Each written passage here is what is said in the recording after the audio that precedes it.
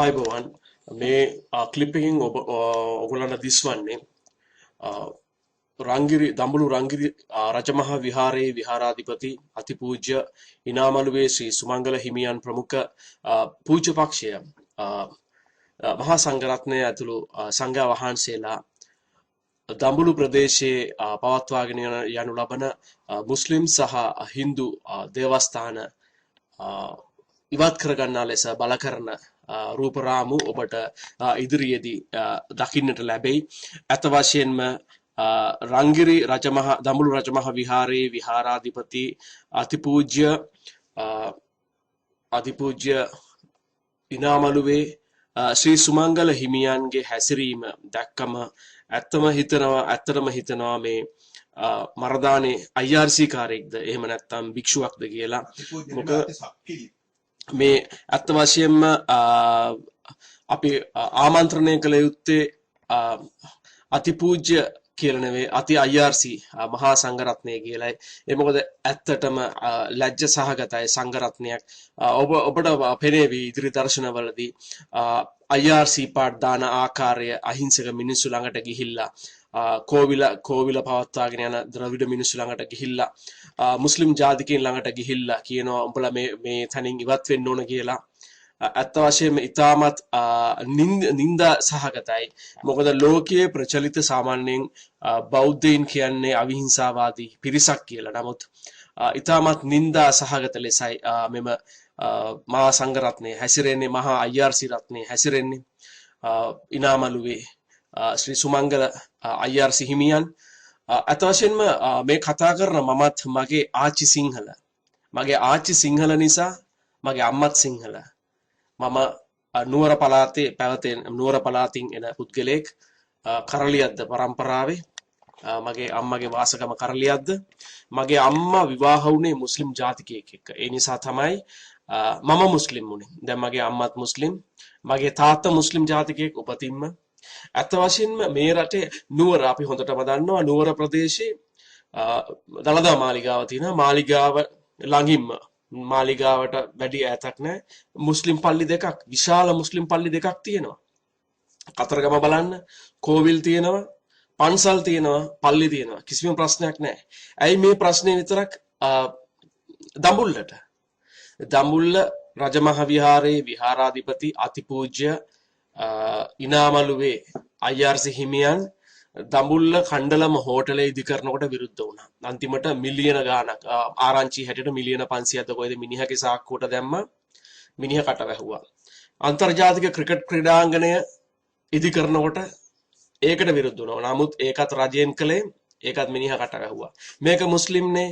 මුස්ලිම් ජාතිකයන් වැඩි කට ගහන්නේ නැහැ. මොකද බයට නෙවෙයි, අනිත් මිනිස්සු කෙනත් හිතලා. ඒ නිසා මේ මූ හිතාගෙන මේ මිනිස්සු බයට කටවහන් ඉන්නවා කියලා. මොකද මුස්ලිම් රාජ්‍යයන් මේ දිහා බලන් ඉන්නේ. ලංකාවට ජිනීවා නුවරින් ඇමරිකාව මානව හිමිකම් උල්ලංඝනයක් කරා කියලා, ද්‍රවිඩ මිනිස්සුන් අහිංසක ද්‍රවිඩයින් ඝාතනය කරා කියලා දැඩි චෝදනා එල්ල කරනකොට බ්‍රිතාන්‍ය සහ ඇමරිකාව ශ්‍රී ලංකාව බේරගත්තේ මුස්ලිම් රාජ්‍යයන්. සෞදි අරාබිය ඇතුළු මුස්ලිම් රාජ්‍යයන්. එක මහින්ද රාජපක්ෂ දන්නවා. මේ රටේ අමාත්‍යවරු දන්නවා. මුස්ලිම් රාජ්‍යයන් තරහ කරගෙන මේ රටේ පැවැත්මක් නැහැ. ඔය මෝඩ සත පහක අධ්‍යාපනයක් නැති මෝඩ භික්ෂුන් උඩ පැන්නට ලෝකෙත් එක්ක යනවා නම් මුස්ලිම් ජාතිකයන් තරහ කරගන්නේ නැතුව ඉන්න ඕන කියන එක, තරහ කරගෙන බෑ පැවැත්මක් නැහැ කියන එක මහින්ද රාජපක්ෂ ජනාධිපතිවරයා අග්‍රාමාත්‍යවරයා දන්නවද නැද්ද කියලා මම දන්නේ නැහැ. මොකද මිනිහට මොලේ නැහැ. අනිත් ඇමතිවරුත් දන්නවා. මහා සංඝරත්නයේට උන්ට නිකන් කන්න හම්බ වෙනවා. උන්ට කිසි ප්‍රශ්නයක් නැහැ. මිනිස්සු මහන්සි වෙලා ඉතාමත් අමාරුවෙන් හම්බ කරපු කීය හරි හොයාගෙන ඇවිල්ලා මුන්ට දාන දෙන්නවා. මුන් දානේ වළඳනවා. අන්තිමට කතා කරන හාමුදුරුවෝ දිහා බලන්න මිනිහා ඇත්තටම ශාක භක්ෂිකයෙක් නෙවෙයි. මිනිහා ඇවිල්ලා ඌරු පැටව ගණන් ගිලපු එකෙක් වගේ ඇඟපත දිහා බලන්න. වල්ලූරෙක් වගේ. මිනිහා වල්ලූරෙක් වගේ. ශාක භක්ෂිකයෙක් කියලා කියන්න පුළුවන්ද? අමු IRC කාරයෙක් වගේ. මෙන්න මේ මිනිස්සුන්ට තමයි මේ දාන දීලා මේ බෞද්ධයින් වඳින්නේ. මෙන්න මේ වගේ. මේ මිනිස්සු තමයි මේ දඹුල්ලේ පවත්වාගෙන යන මස්ජිදයට, ඒ කියන්නේ මුස්ලිම් දේවස්ථානයට විරුද්ධත්වය ප්‍රකාශ කරන්නේ. ඇත්ත වශයෙන්ම කියනවා නම් මම කලින් කිව්වා වගේ මම සිංහල බෞද්ධ මගේ ආච්චි සිංහල බෞද්ධ. මගේ අම්මත් ඉපදුනේ සිංහල ගෑණියෙක් විදියට. නමුත් මගේ පියා මගේ පියා සමග විවාහ වුණාට පස්සේ මගේ අම්මා ඉස්ලාම් දහම වැළඳගත්තා. මේ රටේ ජීවත් වෙන හැම මුස්ලිම් මිනිහෙක්ගෙම පරම්පරාව හොයාගෙන ගියොත් අම්මා සිංහල ගෑණියෙක්. මේ රටට අරාබිකාරයෝ එනකොට කිසිදු ගෑණියෙක්ව මේ රටට අරගෙන ආවේ නැහැ. මේ රටේ ඉන්න සිංහල ගෑනුවෙක් ආවාහ විවාහ වෙලා තමයි මුස්ලිම් ජාතීන් අද මිලියන 2ක් වූ මුස්ලිම් ජාතිකයන් මේ රටේ බිහි වෙලා තියෙන්නේ. දැන් මේ රටේ ඉන්න අන්තවාදී බෞද්ධයන් අනුව එතකොට මේ රට මට අයිතිත් නැහැ. යකෝ මගේ ආච්චි සිංහල, මගේ සීයා සිංහල බෞද්ධයෝ. දැන් මුන් කියන විදිහට මේ රට අයිතියක් මට නැහැ එහෙනම්. ඒ කියන්නේ මම දැන් විදේශිකයෙක්. මොකද මම මුස්ලිම් ජාතිකයෙක් නිසා, මගේ තාත්තා මුස්ලිම් නිසා මම විදේශිකයෙක්. ඒකනේ මේ මුන් කියන්න හදන්නේ. ඒක තමයි මේ මුන් කියන්න හදන්නේ. මේ රටේ ජීවත් වෙන සිංහල, දෙමළ, මුස්ලිම් මේ හැම එකාටම මේ රට තමයි මව් රට. මේ රටට අරාබිකාරයෝ එනකොට ගෑනු ගෙනාවේ නැහැ. මේ රටට එනකොට ගෑනු ගෙනාවේ නැහැ. ආවේ අරාබි පිරිමින් පමණයි. මේක ශ්‍රී Lanka ප්‍රජාතාන්ත්‍රික සමාජවාදී ජනරජය. Democratic Socialist Republic of Sri Lanka. ඒ කියන්නේ හැම ජන කොටසකටම සමාන අයිතිවාසිකම් ලැබිය යුතුයි. පූජා භූමියක් ඇතුලේ කසිප්පු තිප්පොලක් දානවා නම් ඒක වැරදි. පූජා භූමියක් ඇතුලේ අරකුත බෑරුම් හෝටල් හදනවා නම් ඒව වැරදි. ගණිකා මඩම් හදනවා නම් ඒව වැරදි. ඉනාමල්ුවේ සුමංගලයට බැංකුවක් ගිහිල්ලා ගණිකාව ගහලෙන්න පුළුවන් නම් මුස්ලිම් පල්ලියක් තිබුණා මොකද? ඉනාමල්ුවේ සුමංගලයා කීපාරක්ද හම්බ වෙලා තියෙනවා. මගේ යාළුවන්ට බැංකුවක් යනවා. මොකටද මු යන්නේ? 18 20 කෑලි හොයාගෙන. මේ මෙහෙව් එකෙක් තමයි මේ සිංහල බෞද්ධකම ගැන කතා කරන්නේ. ගණිකා මඩම් දානවා නම්, තබෑරුම් දානවා නම් ඒක වැරදි. මේ දෙවියෝ අදහන තැනක් දේවස්ථානයක් දාලා තියෙන්නේ. අනිත් එක මේ රටේ වැඩියෙන්ම ව්‍යාප්ත වන ජනගහනය තමයි මුස්ලිම් ජනගහනය. මේ රටේ වැඩියෙන්ම ව්‍යාප්ත වන ජනගහනය අද 10% ඉක්මවලා තියෙනවා ශ්‍රී ලංකාවේ ජනගහනය. මිලියන 2කටත් වැඩි වෙන ජනගහනය අනුව දේවස්ථාන ඇති වෙන්න ඕන. අද ලංකාවේ මුස්ලිම් දේවස්ථාන කීයක් කඩ ලොකු කර හදනවද? 100 ගණන් ඕන තරම් කියන්න පුළුවන්. මුස්ලිම් දේවස්ථාන කඩනවා, ලොකු කරලා හදනවා. මොකද වැඩි වෙන ජනගහනයට දේවස්ථානත් ලොකු වෙන්න ඕන. මම අහන්න කැමති ඔය රෙද්ද උස්සන් යන සංඝරත්නයට ලංකාවේ ලොකු කරන එක පන්සලක් පුළුවන් නම් කරන්න කියලා. ලංකාවේ පොඩ්ඩක් ලොකු කරලා හදන එක පන්සලක් පුළුවන් නම් කරන්න කියලා. මම දන්නවා මගේ ආච්චිගේ ගමේ, මගේ අම්මගේ ගමේ තියෙන පන්සලට ඉස්සරහ තාපෙට හුණු ගා ගන්නවත් සිංහල බෞද්ධයින්ටවත් කමක් නැහැ. මෙහෙම තත්ත්වයක් සිංහල බෞද්ධයන්ට තියෙන්නේ. අඩු ගානේ මාසයකට සැරයක් එන පොයටවත් පන්සල පෙරෙන්න 50 දිනක් පන්සලේ නැහැ.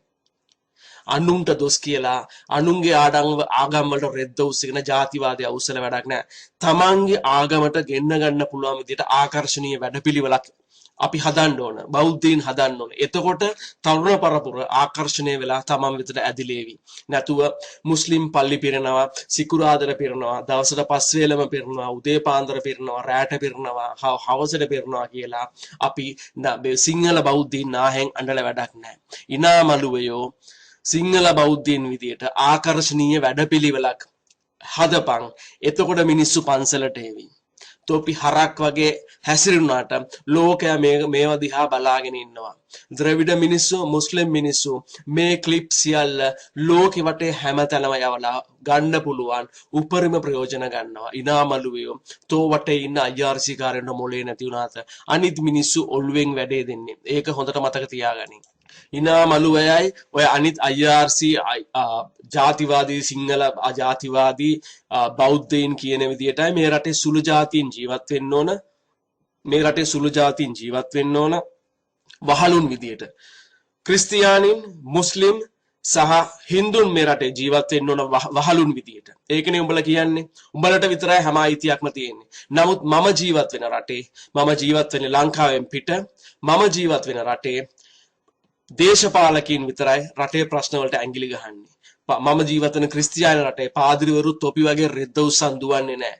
දේශපාලකයින්ට සදාචාරාත්මක විදියට ඒ ප්‍රශ්න විසඳන්න දීලා ඒ මිනිස්සු තමන්ගේ පාඩුවේ වැඩ කරගෙන ඉන්නවා.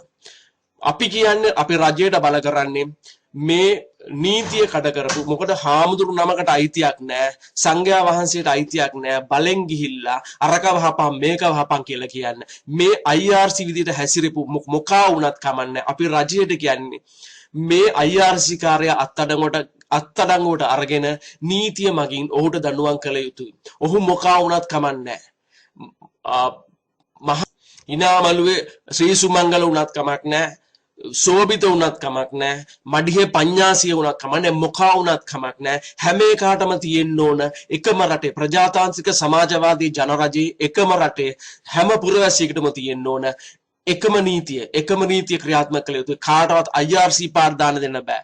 කොන්ද පණ තියෙන රජයක් නම් මේ IRC කාර්යය ඇතුළු ආපු සියලුම IRC කාරව හාමුදුරුවරු ඔක්කොම අත්අඩංගුවට ගත යුතුයි. අපි රජයට බල කරනවා. නැත්තම් අපි මේ වීඩියෝ ක්ලිප් එක අරගෙන යන්න පුළුවන් හැම ස්ථානයකටම යනවා. ගිහිල්ලා දාලා මේක ඉංග්‍රීසි පරිවර්තනය කරලා මේ මොනවද හාමුදුරුවෝ කියන්නේ කියලා මේ පාඩ දාන්න කියලා ඉංග්‍රීසියෙන් පරිවර්තනය කරලා අපි ලෝක මානව හිමිකම් කොමිසම ඉදිරියේ දාලා පෙන්නනවා මේ වීඩියෝ ක්ලිප් එක මෙන්න මෙහෙමයි ලංකාවේ සුළු ජාතීන්ට සිංහල බෞද්ධයින් සලකන්නේ කියලා. අපි මේ අරගලේ අපි දිගටම ගෙනියනවා.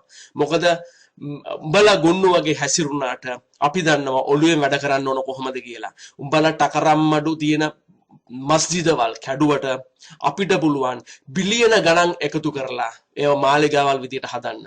ඒක මතක තියාගන්න.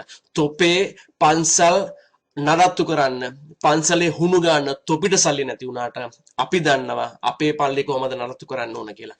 අනුන්ගේ ආගම් වලට ඇදී යනවට ඊර්ෂ්‍යා නොකර තමන්ගේ ආගම් වලට මිනිස්සු හරව ගන්න පුළුවන්. තමන්ගේ ආගමේ මිනිස්සු තියාගන්න පුළුවන් ක්‍රමයක් කල්පනා කරලා අඩුම ගානේ පෝයකට 50ක් 60ක් වත් තමන්ගේ පන්සලට ගෙන්න ගන්න පුළුවන් වැඩපිළිවෙලක් කල්පනා කරපළා.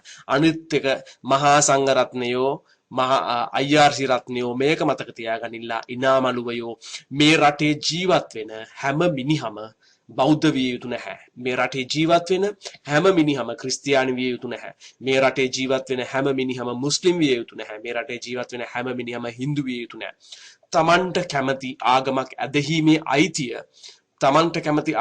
ඇදහිීමේ අයිතිය මේ රටේ ජනතාවට තියෙනවා. මම මේ කතා කරන මගේ පරම්පරාව මම සිංහල පරම්පරාවකින් එන කොල්ලෙක්. මගේ පරම්පරාවට අයිතියක් තියෙනවා වගේ මගේ පරම්පරාවේ අනිත්‍යුන්ට අයිතියක් තියෙනවා වගේ මටත් මගේ මව්පියන්ටත් මේ රටේ ජීවත් වීමේ අයිතිය තියෙනවා. ඕක කාටවත් නවත්තන්න පුළුවන් කමක් නැහැ. මේ රටේ ඉන්න හැම මුස්ලිම් මිනිහෙක්ගේම අතීතය ඕක තමයි. මේ රටේ ජීවත් වෙන හැම මුස්ලිම් මිනිහෙක්ම ඉපදිලා තියෙන්නේ සිංහල ගෑණියෙක්ගේ බඩේ. ඒක මතක තියාගනින් ඉනාමලුවයෝ. තෝ දන්නේ නැත්තම් ගිහිල්ලා ඉගෙන ගනින් ඉතිහාසෙ.